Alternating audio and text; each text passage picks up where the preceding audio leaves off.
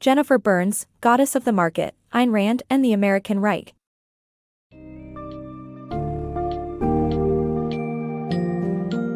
Dive into the fascinating life and work of Elisa Rosenbaum, who adopted the pen name Ayn Rand in her transformation from Russian immigrant to influential author and philosopher. In Goddess of the Market, Ayn Rand and the American Right, Jennifer Burns traces Rand's tumultuous journey to fame, her indisputable impact on American conservatism, and the subsequent rise of her philosophy, Objectivism. This book summary will introduce readers to Rand's major works, The Fountainhead and Atlas Shrugged, her intricate philosophical development, the connections between her personal and professional life, and the paradoxes that characterized her relationships and ideology. Get ready to delve deep into Ayn Rand's world, as we unwrap the enigma of one of the most polarizing figures in American literary and political history.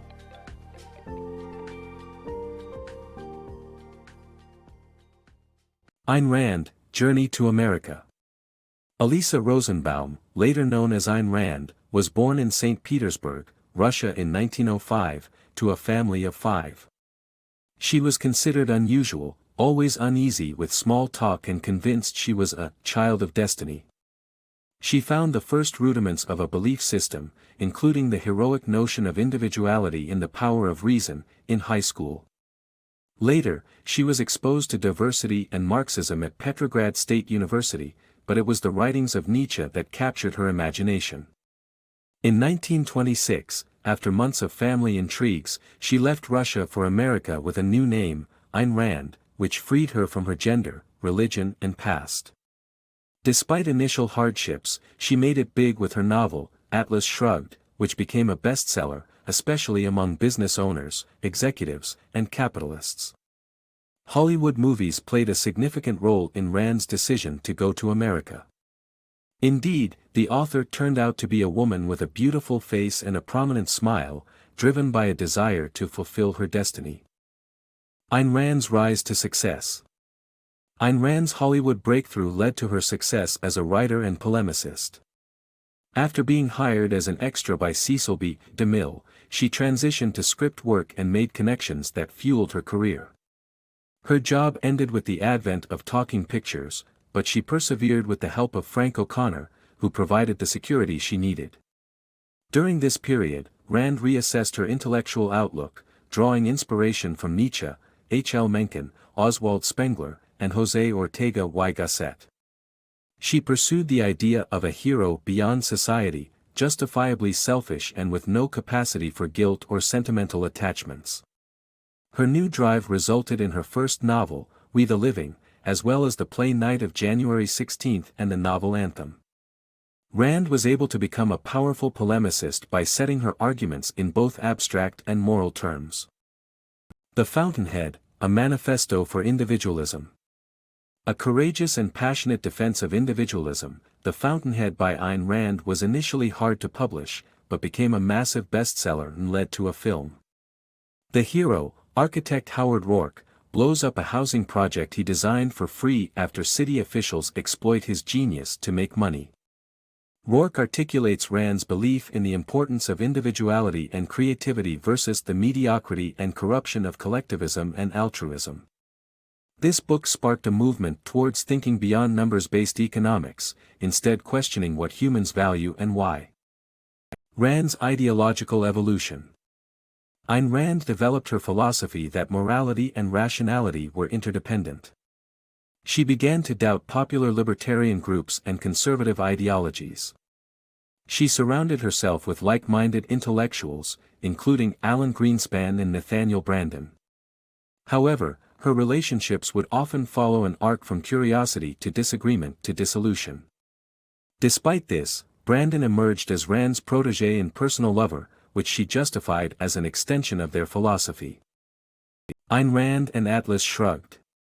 Ayn Rand's novel Atlas Shrugged presents an America on the edge of ruin, ruled by a bloated socialist government, and the rebels who fight to save it. The book captures the zeitgeist of American conservatism and ennobles the pursuit of wealth. Despite her traditional values, Rand opposed religion, which she saw as a refuge for the weak and a dangerous source of altruism. The book's hero, John Galt, was said to be inspired by one of Rand's lovers, Nathan or Frank. Despite being rejected by academic and literary circles, Atlas Shrugged became a champion for CEOs, executives, and freethinkers, providing a unique voice for their struggles. Ayn Rand's struggles and triumphs. Ayn Rand, after finishing Atlas, found herself in a deep depression.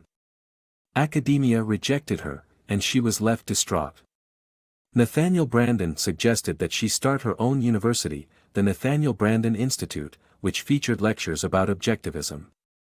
The business model was successful in generating revenue, but disagreements amidst the collective led to constant instability.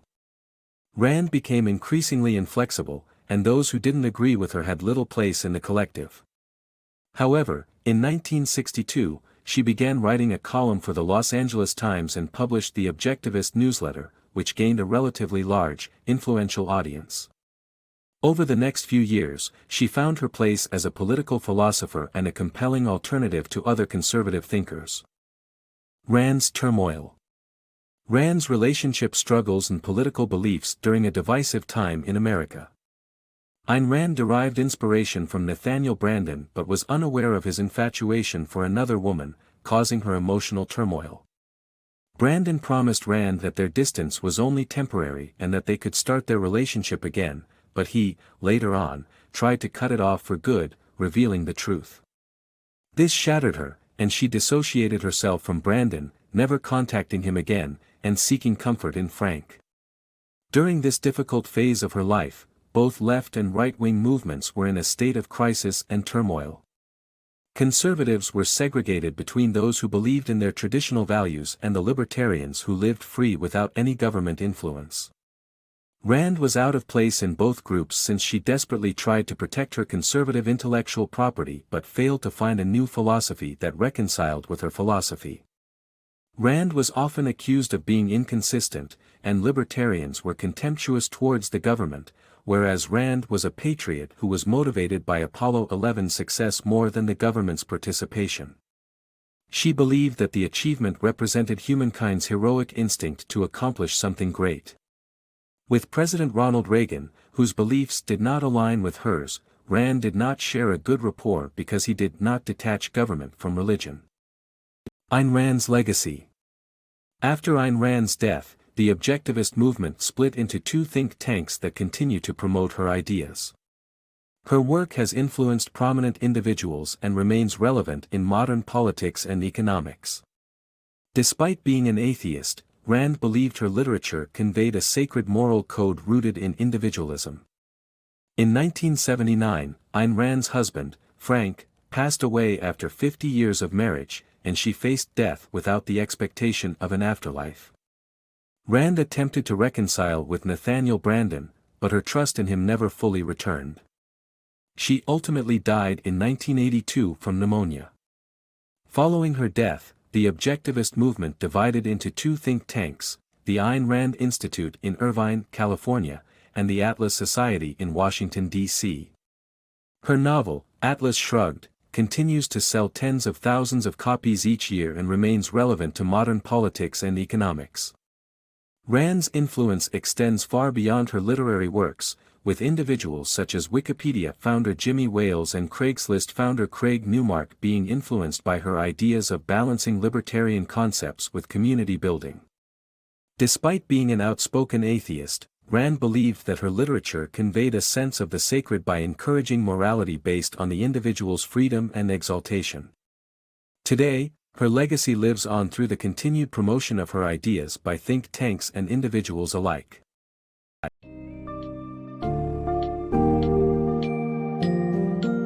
Jennifer Burns, the Goddess of the Market, takes an insightful look into Ayn Rand's life, her transformative journey to fame, her relationships, and the powerful impact she made on American right-wing politics.